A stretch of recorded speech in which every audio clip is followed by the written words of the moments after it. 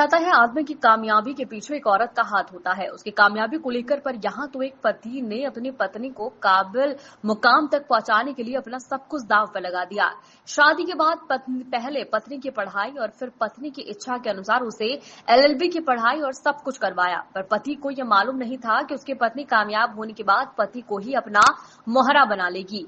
जी हां, दरअसल सहारनपुर के थाना सदर बाजार आवास विकास का मामला है, जहां सचिन वर्मा नामक युवक भावुक होकर आज मीडिया से रूबरू होते हुए अपनी आपबीती बताता है। बताया जाता है कि उसका विवाह 2014 में बड़ौद जनपद बागपत में पूनम वर्मा महिला से हुआ था। सब कुछ ठीक चल रहा था। सचिन वर्मा ने बताया कि उसने 3 बेटियां भी है। पत्नी ने अपनी इच्छा जाहिर की उसे आगे पढ़ाई करनी है और आगे बढ़ना है, तो पति ने अपनी पत्नी पूनम वर्मा को पढ़ाई के साथ साथ एलएलबी की पढ़ाई कराई। पति ने बताया कि उनकी सुनार की दुकान थी, सब कुछ सही चल रहा था, पर पति को यह नहीं मालूम था कि वो पत्नी पूनम वर्मा एलएलबी का कोर्स करने के बाद अपने पति को भी मोहरा बनाएगी और पत्नी पूनम वर्मा ने पहले पति का कर्ज पर बना मकान था वो हत्या लिया और उसे बेच दिया। पुश्तैनी मकान हथियाने के लिए तरह तरह के झूठे केसों में फंसा रही है। अभी कुछ दिन पहले भी उसने अपने आप जहरीला पदार्थ खाकर 65 वर्षीय मां और छोटे भाई और उसके भाई पर इल्जाम लगा दिया। ये लोग उन्हें जान से मारना चाहते हैं। अपनी वकील दादागिरी से मुकदमा दर्ज कर लिया और अभी 1 सप्ताह भी नहीं हुआ कि पूनम वर्मा ने अपने आप ही चोट मारकर थाने पहुंच गई और मेडिकल कर लिया। जिला अस्पताल में भर्ती हो गई और 65 वर्ष की मां को छोटे भाई भाभी पर झूठे आप केस लगा दिए हैं। ये लोग उनकी जान लेना चाहते हैं, मगर भाई भाभी और उनकी मां और उन पर मुकदमा दर्ज कर दिया। वो अपने शहर में नहीं रह सकता, उनके पीछे कुछ लोग लगा रखे हैं क्योंकि वो उनका अपना कुछ तय नहीं मकान कब्जा कर बेचना चाहती है। मेरा नाम नमस्कार सचिन वर्मा है। कहाँ के रहने वाले हैं? न्यू आवास विकास दिल्ली रोड। क्या मामला है? किस मामले में? सर, मैं अपनी पत्नी पूनम वर्मा एडवोकेट से बहुत परेशान हूँ। उसने मुझे परेशान कर रखा और मेरे घर वालों को भी। 2014 में मेरी शादी हुई थी, तो बीए पास की उसने कहा कि मुझे पढ़ाओ, तो मैंने उसको एलएलबी कराई। तो उसने उसी का ही नाजायज फायदा उठाया, मुझे और मेरे घर वालों को परेशान करा।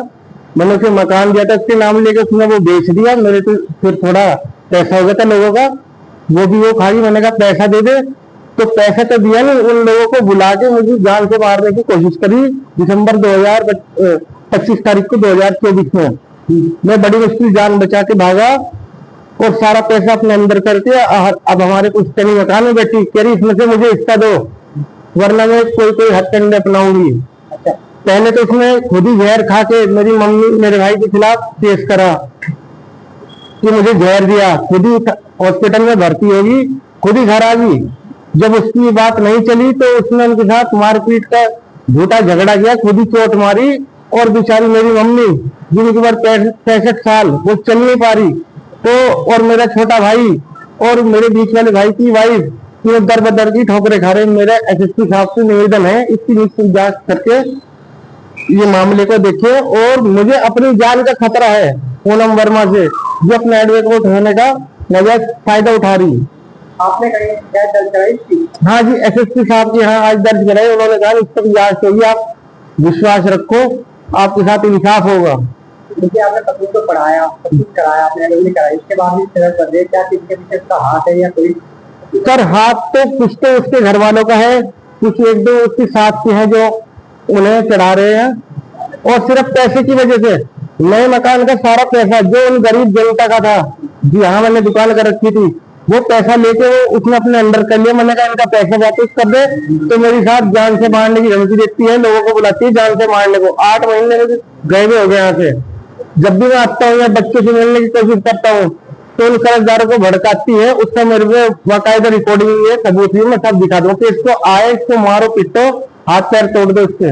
अच्छा, कहाँ रह रहे हैं? सर, कभी कहीं, कभी चंडीगढ़, कभी मुजफ्फरनगर, कभी यमुनानगर, कोई नहीं है। जहाँ भी मैं जाता हूँ ये किसी ना किसी को भेज देती है।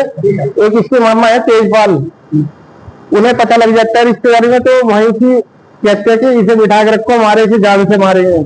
और इससे एक छोटा भाई है, वो भी ये कहता है, धमकी देते हैं। 3 लड़के हैं सर मेरे।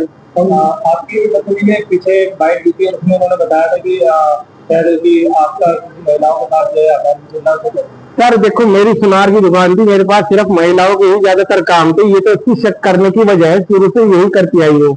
अब वो एडवोकेट है, उसका भी तो आदमी से काम पड़ता होगा, नहीं ऐसा कहने लगे फिर क्या होगा? बच्चे बच्चे किसके पास है? बच्चे अभी इसी के पास है, उसको वही रख रखी है, हमारे पुराने मकान में रही, नए वाला बेच चुकी हूँ, नाम उसके करा दिया था मैंने, इसलिए क्या कि चाहते हैं आप? कर इंसाफ चाहते हैं। और हम मेरे घर वालों पे जो उसने गुप्त केस लगे उसमें इस पर जांच हो। मेरी माँ जो बेचारी चल नहीं पा रही, फिर नहीं पा रही, वो इधर उधर ठोकरे खा रही। क्या आरोप लगाए? यही कि मेरे साथ मारपीट करी, 307 की कहती है कि मुझे मेरा हिस्सा दो, मैं अपना केस वापस लूंगी जब जाऊंगी यहाँ से।